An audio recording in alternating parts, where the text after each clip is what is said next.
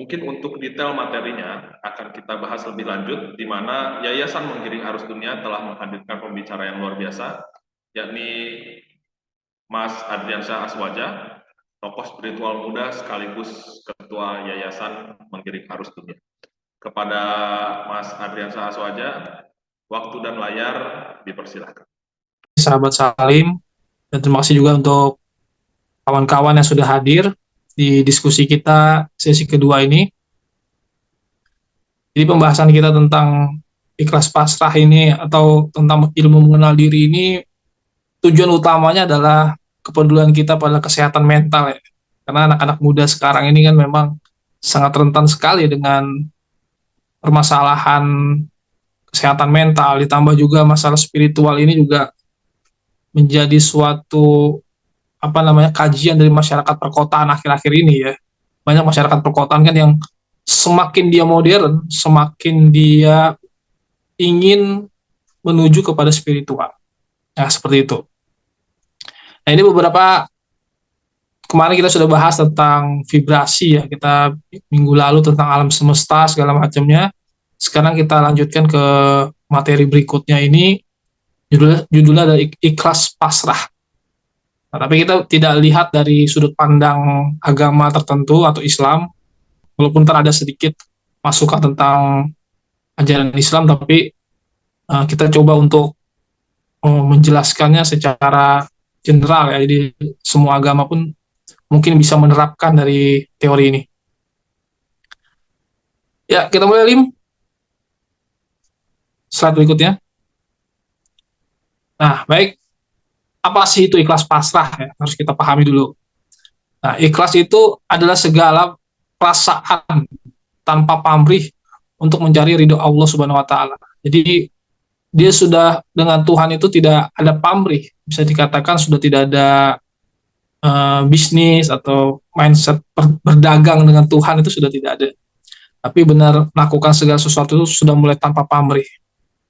Nah, pasrah ini adalah menyerahkan diri dengan sepenuh hati kepada Allah Subhanahu wa taala atau Tuhan atas segala hasil dari segala perbuatan yang dilakukan.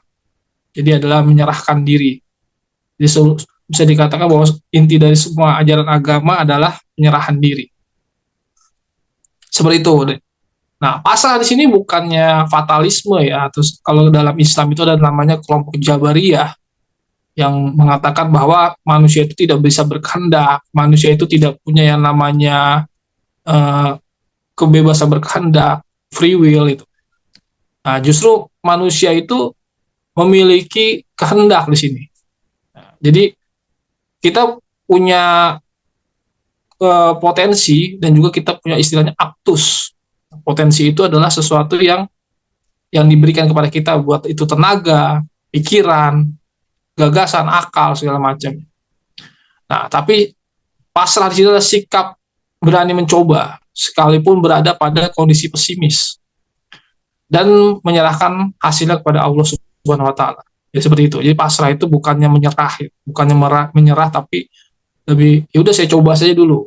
Soal hasil nanti biar Allah yang menentukan. Justru optimisme dari ikhlas dan pasrah ini. Lanjut Lim. Nah, karakter ikhlas pasrah.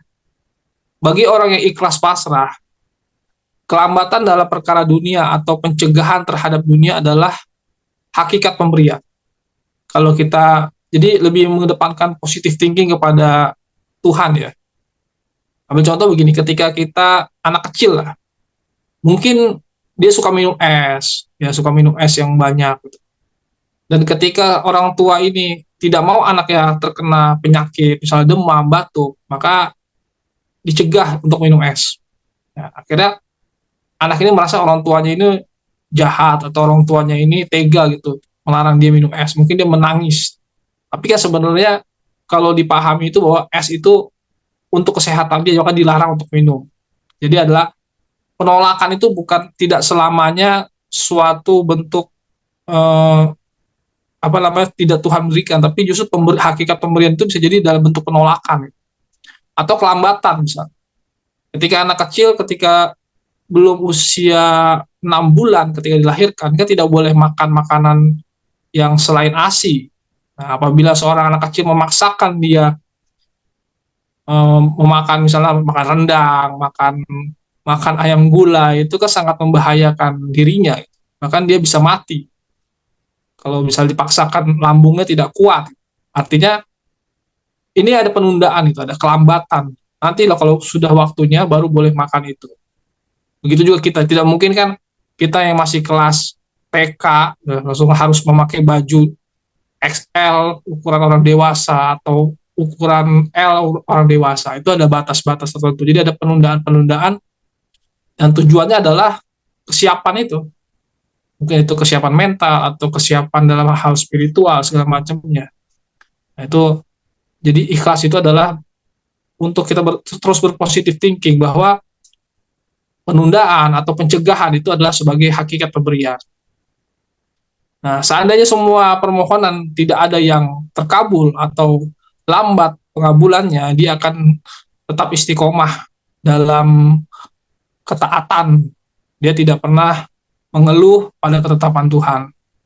Jadi definisi ikhlas ini sering bergeser gitu ya. Ikhlas itu sering bergeser. Jadi ikhlas itu adalah orang mengatakan bahwa ikhlas itu nanti ada keajaiban-keajaiban yang akan didapatkan.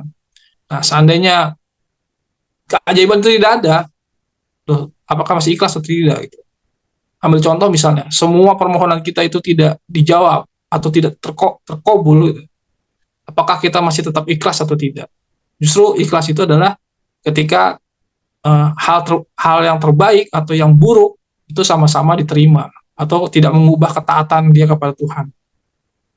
Nah, seandainya semua permohonan terkabul, dia tidak merasa bangga dengan dirinya, tapi akan memperbanyak bersyukur kepada Allah Subhanahu wa taala dan tetap sadar bahwa semua karunia Allah. Nah, itu karakter ikhlas pasrah. Lanjut, Lim. Nah, tahapannya bagaimana seseorang itu untuk sampai ke tahapan ikhlas pasrah, yaitu adalah berpikir positif. Jadi berpikir positif ini adalah merespon segala sesuatu dari sisi positifnya, bukan terhadap sesuatu yang tidak menyenangkan dia dan meresponnya dengan baik itu menyenangkan atau tidak menyenangkan, jadi responnya tetap positif. Ambil contoh macet ya.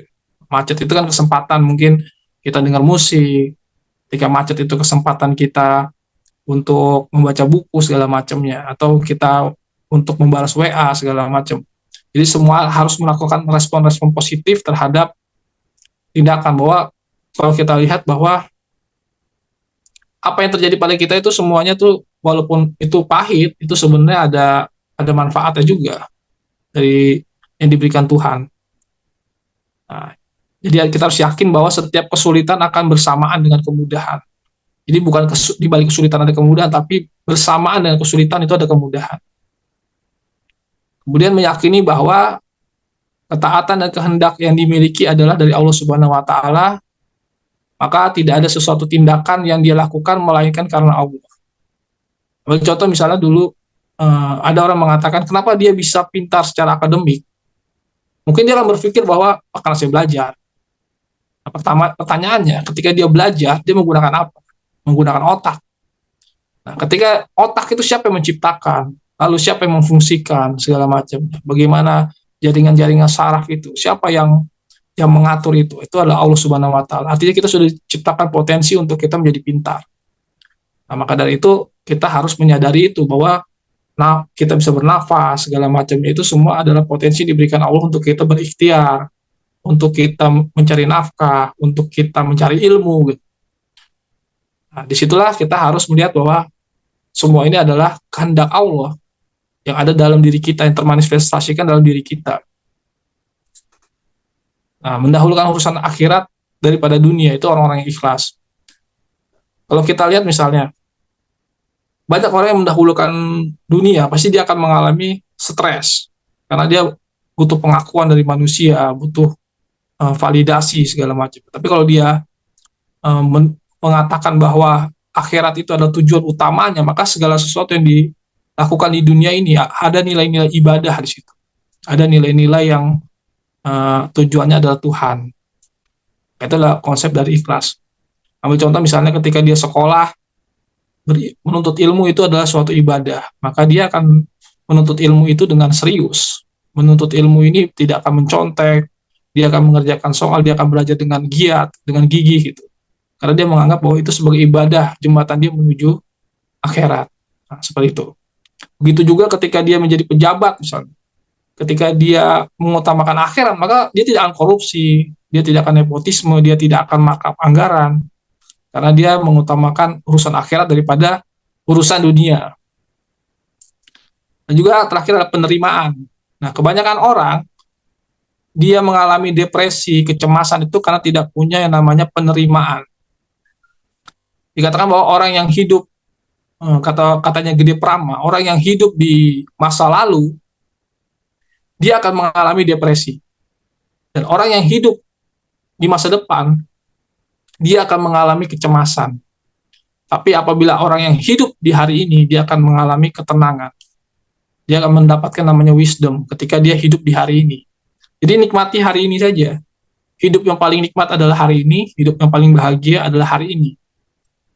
Nanti kita mikirin terlalu ketakutan-ketakutan yang kita munculkan di masa depan, itulah yang membuat seseorang menjadi cemas, depresi. Nah, makanya kita harus ikhlas pasrah, terima keadaan yang hari ini, nikmati, kalau ada kesalahan diperbaiki hari ini. Jadi jangan mengutuk masa lalu, dan juga jangan terlalu menakuti masa depan. Lanjut, Salim. Nah, kita pembahasan law of attraction, jadi hukum tarik-menarik. Nah, dalam hukum tarik-menarik, manusia adalah magnet besar. Nah, kalau kita tahu kemarin ya di pertemuan kita yang pertama bahwa ketika manusia itu ada benda, lalu benda itu ada namanya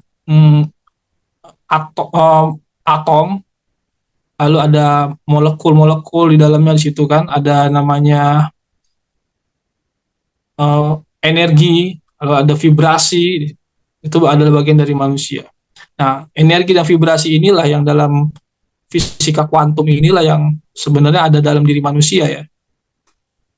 Maka ketika fisika dalam energi vibrasi ini adanya di pikiran dan perasaan kita semua. Nah, kalau perasaan kita buruk, maka kita akan menarik yang buruk-buruk. Kalau perasaan kita penuh ketakutan, maka hal-hal menakutkan itu akan datang kepada kita. Gitu. Jadi dalam hukum tarik-menarik, manusia adalah magnet besar, di mana setiap peristiwa yang dialaminya adalah daya tariknya sendiri. Manusia akan menarik sesuatu yang satu sifat dengannya. Saat perasaan sedang tidak enak, maka hari-hari akan dipenuhi dengan kejadian yang tidak mengenakan. Orang kaya memikirkan kaya sebagai kekayaan mereka dalam pikirannya, mereka selalu dipenuhi dengan kekayaan. Nah, sebaliknya orang yang miskin setiap hari memikirkan dan mengeluhkan kemiskinannya, sehingga dia semakin miskin. Nah, itulah, kan ada istilah orang kaya makin kaya, orang miskin semakin miskin. Itu sebenarnya adalah tarikan dia sendiri. Nah, orang yang selalu merasa sial akan menarik kesialan. Orang yang selalu bersyukur dengan miliknya akan terus mendapatkan keberuntungan. Nah, itu teori dari hukum tarik-menarik ini. Lanjut. Nah, cara mewujudkan harapan. Cara mewujudkan harapan dalam law of attraction tadi adalah pertama, afirmasi alam bawah sadar. Meditasi gelombang alfa, scripting, afirmasi air, dan terakhir sholawat. Nah, kita bahas satu persatu dulu ya. Lanjut, Lim. Lanjut, Salim. Nah, ini afirmasi alam bawah sadar. Jadi kalau kita tahu apa pikiran sadar? Pikiran sadar itu berarti kita melihat sesuatu, kita mendengarkan sesuatu, ya, lalu kita indera pengecap, juga indera perasa seperti kulit. Nah, itu kita bisa merasakan itu semua karena kita berada dalam alam sadar. Atau ketika gelombang otak dalam kondisi beta, jadi kesadaran penuh, logika. Bahkan omongan orang itu bisa kita terima atau kita saring itu dengan keadaan alam sadar. Seperti itu. Nah, pikiran bawah sadar memiliki akses kepada pikiran sadar, tetapi mengambilnya secara harfiah, sehingga tidak membuat pertimbangan-pertimbangan, tidak menyaring, dan tidak melupakan. Nah, tadi itu katakan bahwa pikiran sadar itu bisa disaring, mana yang mau kita terima, mau yang tidak kita terima itu bisa dilakukan oleh pikiran sadar. Tapi kalau pikiran alam bawah sadar itu tidak bisa menyaring, jadi dia akan menerima terus gitu. Kalau sudah masuk ke alam bawah sadar, maka sulit untuk dikeluarkan atau ditolak atau disaring. Nah, penegasan atau afirmasi dan instruksi secara berulang-ulang pada pikiran sadar akan memberikan perintah pada pikiran bawah sadar. Orang yang awalnya membenci kejahatan, jika terus-menerus mengabaikannya, terbiasa dengannya, lama-kelamaan akan menerimanya dan terpengaruh olehnya. Nah, ini teori dari kriminolog ya. Jadi kalau ilmu-ilmu kriminal itu bahwa dulu, misalnya anaknya dulu culun, tapi karena dia alam sadarnya ini terus-menerus melihat kejahatan, melihat kriminalitas, dan dia sudah mulai terbiasa, lama-lama masuk alam bawah sadarnya, dia bisa menjadi orang jahat juga. Nah, seperti itu. Nah, berdasarkan riset Napoleon Hill, pikiran bawah sadar adalah jembatan penghubung antara pikiran manusia yang terbatas dengan kecerdasan tak terbatas. Ini maksudnya Tuhan ya. Alam bawah sadar memungkinkan kita mendapatkan kekuatan dari kecerdasan tanpa batas. Alam bawah sadar bisa mengubah pikiran dan emosi menjadi energi vibrasi, dan dia juga yang menjadi penyambung doa ke Tuhan yang menjawab doa. Nah, itu jadi alam bawah sadar ini sebenarnya yang menjawab doa kita. Ambil contoh, kita misal berdoa nih, tapi kita penuh dengan keraguan dengan doa kita, bahkan penuh ketakutan apa ya diterima atau tidak gitu. Nah, alam bawah sadar kita akan merespon. Nah, akhirnya semakin kita dibikin ragu gitu. Karena itu yang nanti ucapan kita tapi tidak sinkron dengan hati gitu. Nah, akhirnya yang dilihat ada hatinya. Seperti itu. Lanjut. Nah, meditasi gelombang alfa. Jadi gelombang otak alfa adalah kondisi di mana otak terasa rileks, tenang, dan dada terasa nyaman dan damai. Biasanya kondisi ini saat mengantuk, khusyuk beribadah, dan saat kondisi meditatif. Nah, kalau kita orang Islam, mungkin kalau kita habis berzikir, itu kan merasakan ketenangan, pikiran rileks. Lalu kita habis sholat, habis wudhu, itu terasa rileks. Itu adalah kondisi meditatif. Nah, orang yang berada kondisi meditatif ini sebenarnya bisa dilihat ya. Jadi kalau kita ingin doa kita cepat diijabah, adalah kita harus tetap berada pada kondisi otak alfa itu. Jadi harus rileks dan tenang. Nah, kondisi meditatif ini kadang-kadang bukan hanya saat ibadah ya, tapi banyak juga di misalnya agama lain ya. Agama Kristen atau ya Kristen ya. Kan mereka dengan musik misalnya. Ketika mereka bermain musik, lalu menyanyikan lagu-lagu rohani, itu pikirannya terasa rileks. Ada mungkin yang sambil ngopi, lalu ngerokok, duduk, ya bengong, lalu dia merasakan rileks. Gitu. Ada yang seperti itu. Dan banyak lainnya, dan banyak lagi lainnya. Misalnya juga ada tradisi ya, satu masyarakat gitu, ketika ada salah satu keluarga yang meninggal, itu mereka main gitar, nyanyi-nyanyi gitu. Katanya untuk menghibur ruhnya, tapi sebenarnya untuk memberikan ketenangan pada si keluarga yang ditinggalkan.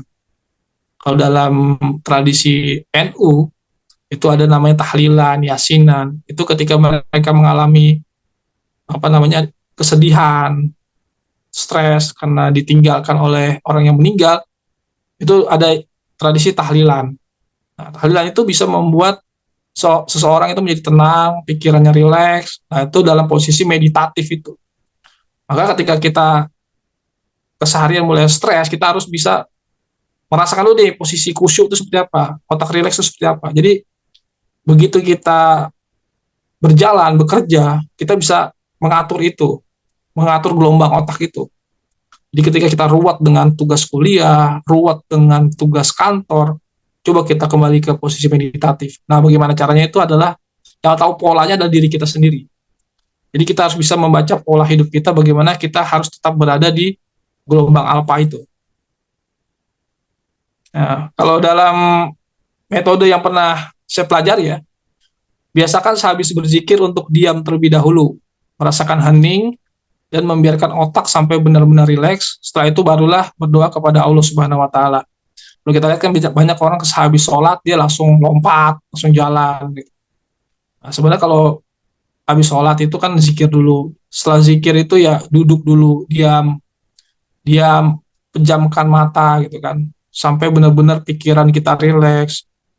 Nah, setelah itu baru kita berdoa dan kita berjalan. Insya Allah doa yang seperti itu lebih mudah dijawab oleh Allah Subhanahu Wa Taala.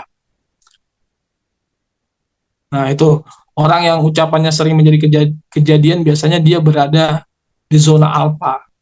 Makanya kan kita sering orang-orang yang ahli ibadah itu, orang-orang yang ahli zikir itu doanya itu cepat dijawab Allah karena mereka tenang, gitu. Tenang, pikirannya rileks. Lanjut. Nah bisa juga dengan metode scripting. Kalau kita tahu dulu kan waktu era-era 90-an, saya nggak tahu ya era-era sekarang ya. Jadi dulu ada namanya 80-90 lah. Ada namanya buku diary gitu, buku buku diary. Jadi buku ini untuk mencatat apa namanya keluhan-keluhan seseorang. Hari ini saya mergokin pacar saya selingkuh. Saya sangat sakit hati. Saya sangat itu kan ada tuh kalimat-kalimat seperti itu. Itu ketika 80-90. Bahkan banyak orang-orang yang bunuh diri lalu ditemukan itu apa namanya buku diarinya. Ternyata di buku diarinya itu dijelaskan kenapa dia akhirnya memutuskan bunuh diri, bagaimana dia frustasi, depresi, itu ditulis sehingga akhirnya dia bunuh diri. Nah, dulu tuh ada seperti itu. Nah, ternyata menulis buku diari dengan keluhan-keluhan kehidupan itu sangat berdampak kepada kehidupan kita nyata gitu. Tadi kan teori tarik menarik. Jadi ketika kita sering menulis keluhan-keluhan tentang kehidupan, itu biasanya akan memberikan atensi kepada kita memberikan atensi kepada keburukan, maka keburukan itu akan tertarik pada diri kita.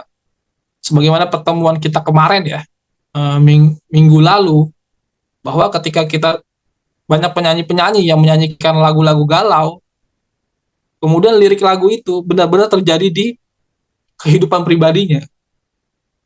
Yang baru-baru ini misalnya contohnya seperti yang penyanyi lagu apa Starlight itu kan banyak lagu-lagunya itu tentang perpisahan atau perceraian.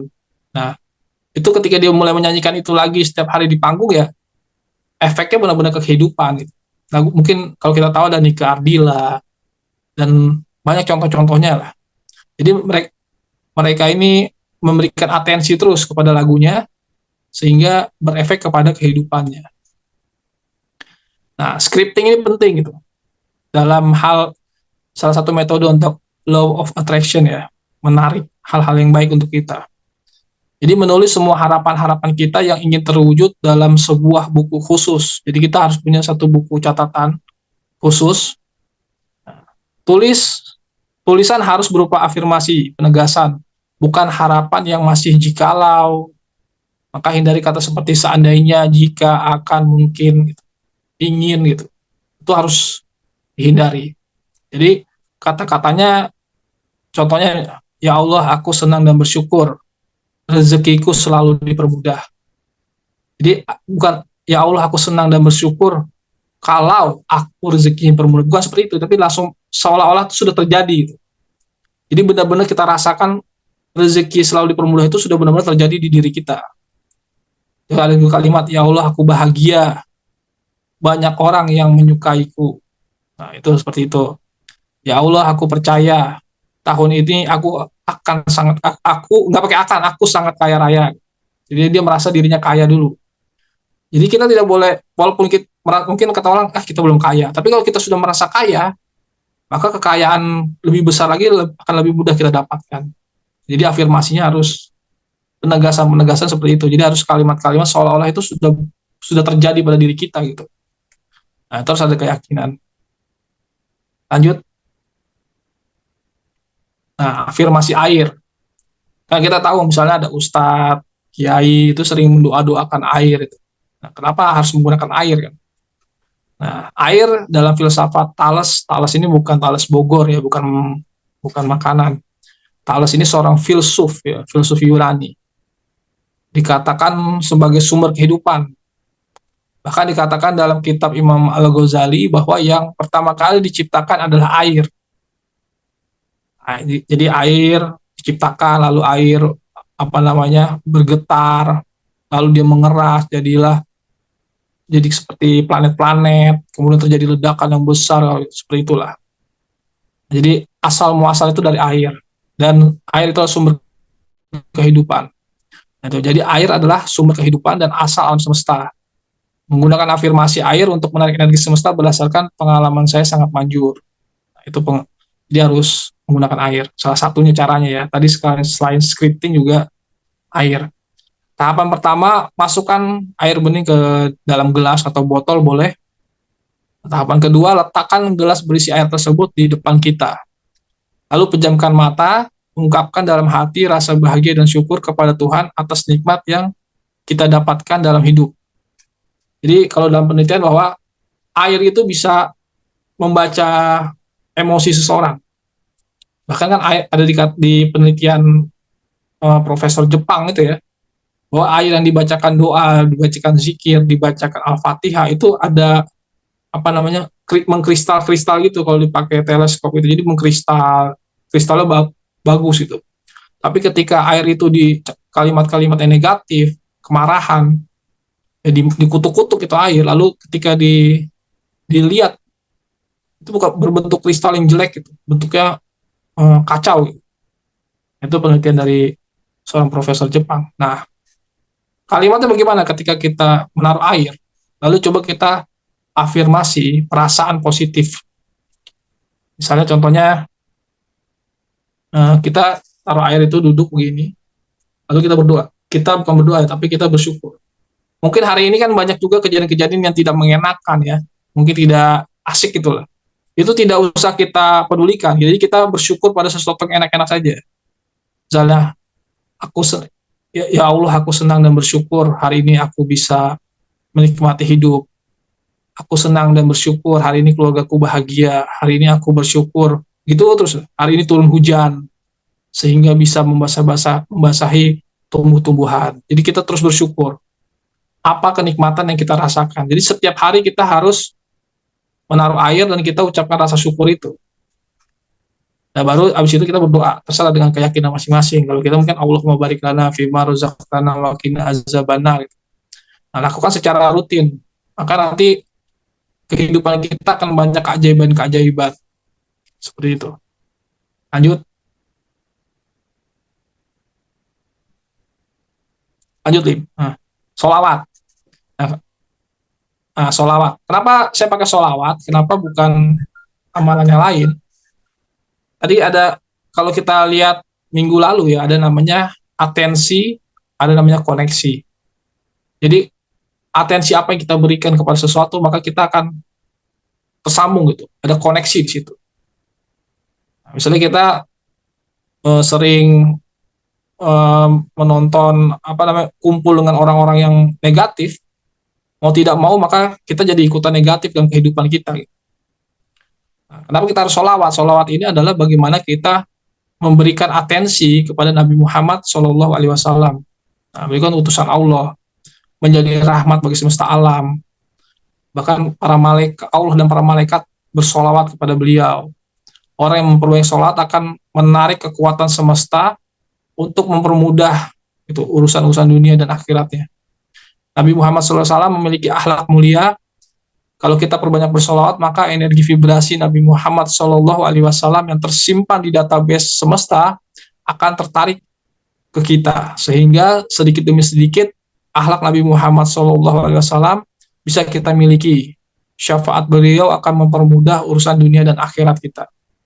Jadi ada vibrasi Rasulullah ini ada di alam semesta ini. Kalau kita sering sholawat, maka kita memberikan atensi pada vibrasi positif Rasulullah ini akan tertarik kepada diri kita. Itu pentingnya sholawat. Dan mungkin kalau saya sholawat Jibril, atau yang akhir-akhir ini sholawat, dalail, khairat ya. Nah, begitu juga agama lain. Jadi kalau kalau beragama itu harus punya idola, harus punya idola. Misalnya boleh kalau agama Buddha idolanya ya Siddhartha Gautama, atau Kristen Yesus, atau Yahudi Nabi Musa. Nah, itu punya punya idola sehingga kita sering memberikan atensi ya. Terserah, saya nggak ngerti agama lain seperti apa. Tapi kalau dalam Islam kan sholawat itu salah satunya. Nah, kalau kita sering banyak memberikan atensi kepada Nabi Muhammad SAW, maka sedikit demi sedikit keajaiban beliau itu bisa terwujud pada diri kita. Nah, seperti itu. Jadi kalau kita bahas lagi ada ntar ilmu laduni ya. Nanti aja lah nanti. Lanjut Lim. Nah, terakhir ini faktor afirmasi lambat terwujud. Nah, tadi masih ada kenapa kok kita sudah afirmasi, sudah pakai scripting, sudah pakai afirmasi air, sudah solawat, tapi kok lambat terwujud gitu. Bahkan ada yang bilang udah belajar spiritual bertahun-tahun tapi hidup kok gitu-gitu aja gitu kan. Ada yang kayak seperti itu. Nah, satu, karena masih ada sifat sombong, angkuh, dendam, tidak mau dikritik. Jadi kalau dia mau dikritik, dia mengkritik balik. Lalu masih ada iri hati, dengki, pemarah, apatis, cemas, dan lain sebagainya. Nah, tidak yakin dengan afirmasi yang dia buat, masih ragu, benar nggak sih? Makanya kalau afirmasi itu jangan terlalu tinggi-tinggi gitu, nanti ragu. Jadi kira-kira bisa nih kita dapat nih. Contohnya misalnya, setahun ini saya punya uang 1 triliun, afirmasinya seperti itu. Terus setelah dia selesai afirmasi, dia jalan. Apa iya bisa gue dapat duit 1 triliun? Caranya bagaimana ya? Nah, dia mikirin caranya. Ketika dia memikirkan caranya gimana, lewat mana, ntar siapa yang ngasih, maka itu akan ini batal afirmasinya.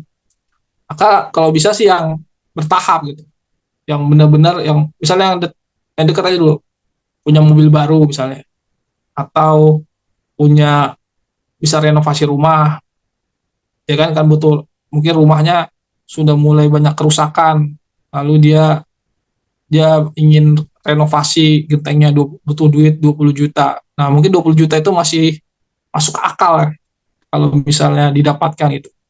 Sehingga ketika dia melakukan afirmasi, dia yakin dan caranya nggak usah dipikirin, ntar ada caranya gitu. Tapi kalau terlalu tinggi misalnya, saya ingin tahun ini kekayaan saya seperti Elon Musk, nah itu kan terlalu tinggi, jadi menunjukkan keraguan. Nah, pikiran selalu stres menunggu jawaban, jadi selalu stres itu. Saya udah afirmasi, sudah scripting, kok belum terwujud juga gitu. Jadi akhirnya memunculkan yang harusnya kita dalam kondisi tenang, itu jadi dalam kondisi alam sadar tadi, alpha jadi beta gitu. Nah, itu membuatkan orang jadi stres gitu. Jadi stres dan justru membuat afirmasi itu lama terwujud. Lanjut. Nah, penyebab afirmasi cepat terwujud. Hati yang tenang dan damai. Tenang itu berarti dia tenang, dan damai itu berarti tidak ada konflik, tidak ada dendam, tidak ada kebencian gitu. Damai ya, jadi damai. Kemudian dia yakin dengan doanya. Kan ud'uuni astajib lakum. Nah, dia yakin dulu. Kemudian dia harus sabar. Sabar. Dia harus tabah. Tabah itu ya nunggu harus mau nunggu gitu. Tidak punya dendam dan konflik di perasaan. Sejalan pikiran, ucapan, dan perasaan. Ini paling penting. Banyak orang yang sudah sholawat tapi tidak ada efek apa-apa gitu ya. Karena dia mungkin pikirannya yakin, ucapannya sholawat, tapi perasaannya mungkin apa iya dengan bersolawat rezeki bisa lancar, apa iya dengan sholawat semua masalah kita bisa selesai, apa iya gitu. Nah, perasaan ini yang harus penting gitu. Jadi harus sejalan pikiran, ucapan, dan perasaan. Kecuali orang-orang yang sudah banyak pembuktian ya. Jadi dia sudah pembuktian, misalnya dia sholawat, tiba-tiba besoknya punya mobil. Dia sholawat, tiba-tiba dapat beasiswa S2. Dia sholawat, lalu tiba-tiba dia punya kantor yang gede gitu kan. Dia sholawat, tiba-tiba ini punya mobil. Kalau dia sudah banyak pembuktian, biasanya lebih mudah. Nah, yang masalah ini yang belum punya banyak pembuktian, biasanya kan perasaannya mulai galau-galau. Seperti itu. Maka kalau kita ingin cepat sukses adalah pikiran, ucapan, dan perasaan atau hati itu harus sejalan. Jadi kita memikirkan, meyakini sesuatu dengan pikiran, kita ucapkan, dan hati ini harus yakin juga. Tidak boleh hati ini ada ragu atau ragu salah satu. Oke, lanjut. Sekian, terima kasih. Nah, kita lanjut ke ini aja ya, dialog.